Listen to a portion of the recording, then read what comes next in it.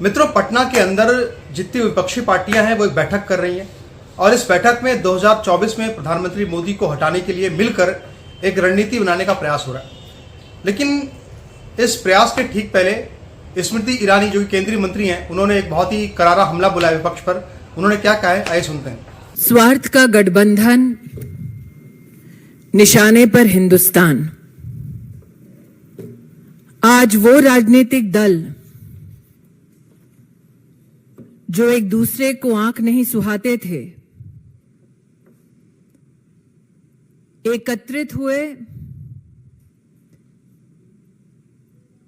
एक ऐसे संकल्प के साथ जो भारत को आर्थिक प्रगति से वंचित कर पाए। स्वार्थ का ये गठबंधन बहुमुखी है और संवाद अलग अलग शैली में करता है। ये जीवन में कभी भी तृणमूल के कार्यकर्ताओं ने नहीं सोचा होगा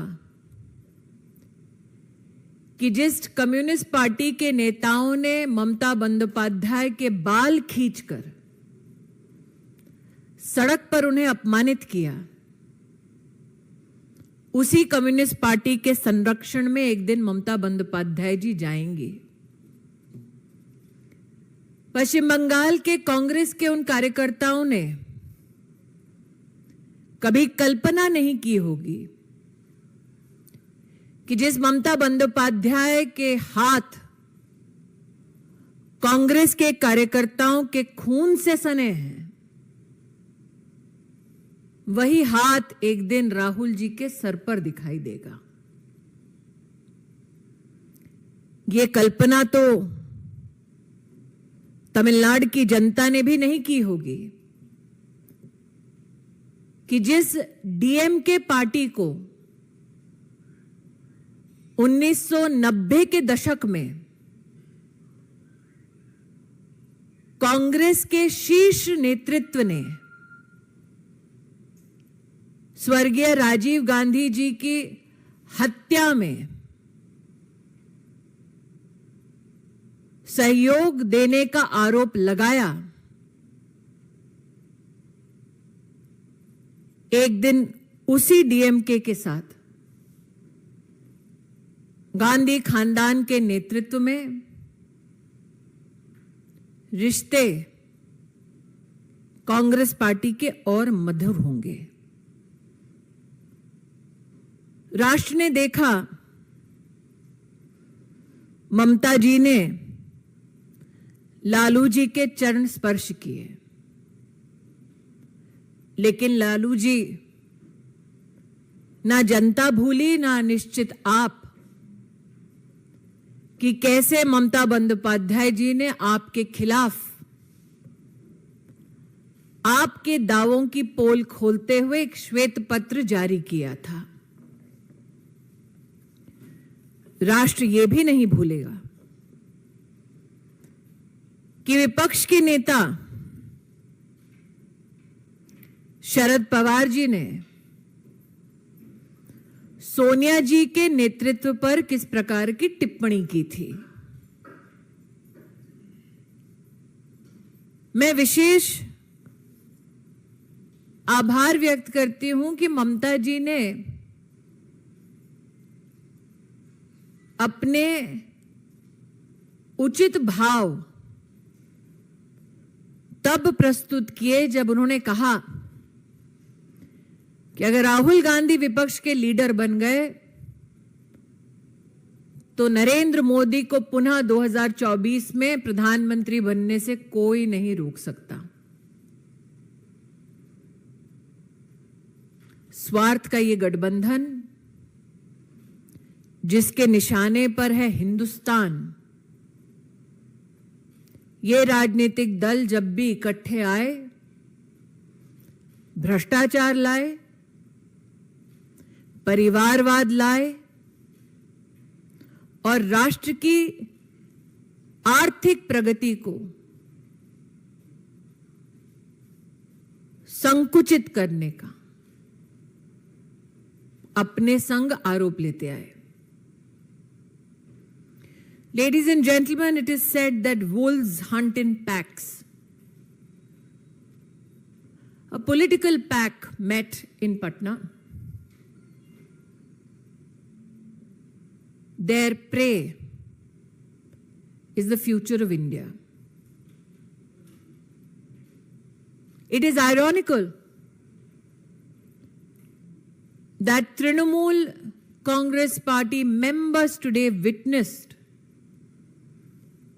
bonhomie between Mamata Bandyopadhyay and that Communist Party, the leadership of which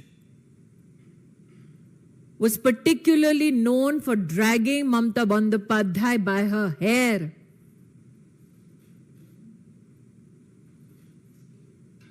especially when she tried to speak for the people of Bengal. It is ironical that the Congress leadership at the center shakes hands with Mamata Bandyopadhyay, the TMC leadership whose hands are sullied by the blood of Congress workers in the state of West Bengal. That it is known in the late 90s, the Congress leadership had accused the DMK leadership of contributing to circumstances that led to the assassination of Sri Rajiv Gandhi. Begs the question, at what cost will the Gandhi family do its politics? While the nation was recently witness to Mamata Bandyopadhyay ji pay reverence to Laluji,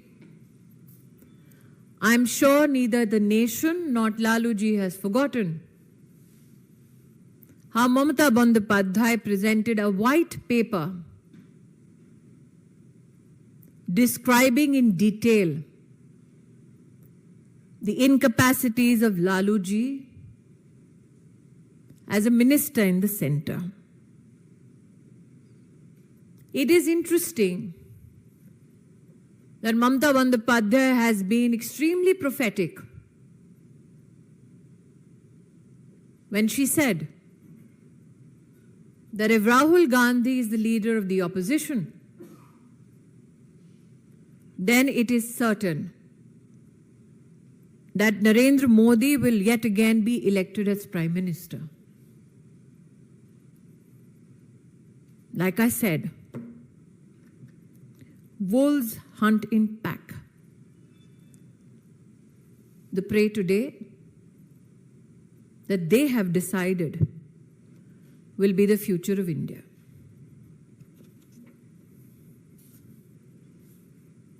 I'll leave the floor open for questions, please.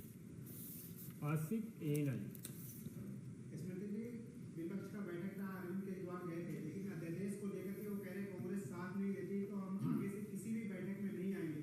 उसी के साथ एक जुड़ता हुआ प्रश्न है कि महबूबा मुफ्ती कह रही कि जो देश 370 जम्मू एंड कश्मीर से हटाओ, आगे देश में भी इसी तरह से कुछ हो सकता है। आपके दो प्रश्न हैं, दोनों का अलग अलग जवाब है। आम आदमी पार्टी का गठबंधन की शुरुआत में ही गठबंधन को पॉलिटिकली ब्लैकमेल करना इस बात का संकेत है कि इस अनहोली अलायंस के साथ क्या पॉलिटिकल अनहोनी होने वाली है। जहां तक महबूबा मुफ्ती जी का सवाल है, श्रीमती सोनिया गांधी को स्पष्ट करना होगा कि क्या श्रीमती सोनिया गांधी और उनका परिवार पुनः भारत का विभाजन चाहता है। यतीन TV 18 मेरा एक सवाल है, जब प्रेस कॉन्फ्रेंस हो रही थी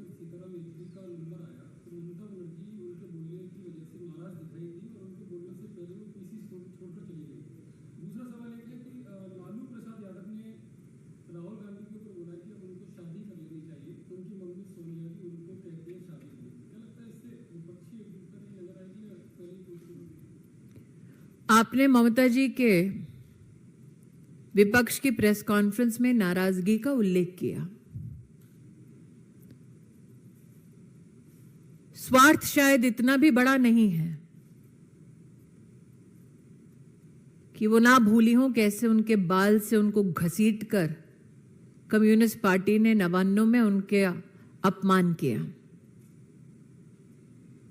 अगर थोड़ा भी स्वाभिमान बचा है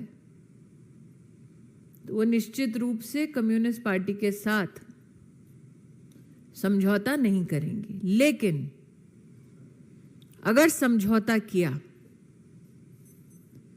तो ये इस बात का संकेत है कि ममता जी के लिए उनका पॉलिटिकल स्वार्थ उनके निजी स्वाभिमान से बढ़कर है। Any question? Amod Rai, TV 9। Akhilesh Yadav ने कहा कि ये नवजागरण है और बिहार से इसकी शुरुआत हो रही है। हम सब मिलकर देश को बचाने के लिए अपना स्वार्थ कम करके लड़ेंगे। जिनका जागरण उत्तर प्रदेश में ना हुआ हो वो बिहार में जाके नवजागरण की बात करें, ये हास्यास्पद है। नीरज पांडे, एबीपी। बैठक में अरविंद केजरीवाल नाराज थे, ममता बनर्जी कम्युनिस्ट से नाराज थे। क्या आपको लगता है कि पहली बैठक विपक्ष की एकता को खंडित करने वाला दिखाई पड़ता है? नीरज जी, जैसे कि मैंने कहा, ये गठबंधन स्वार्थ का है। हम कतई भ्रमित ना हो, निशाने पर मोदी नहीं भारत की तिजोरी है। धन्यवाद।